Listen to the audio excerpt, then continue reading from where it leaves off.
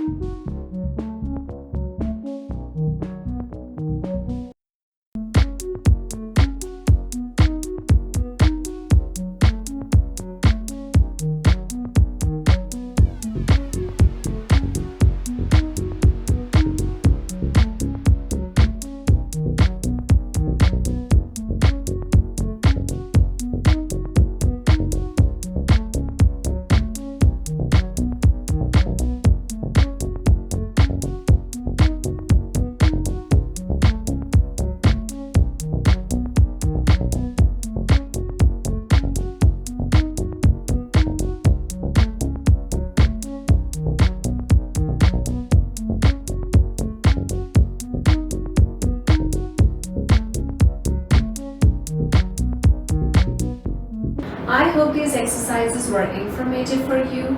Please practice them every day to see a difference in your foot strength and foot health. Please like the video, subscribe to the channel for more videos related to neuro rehab. Ring the bell icon for notifications when my videos are out, and we'll meet again soon. Bye.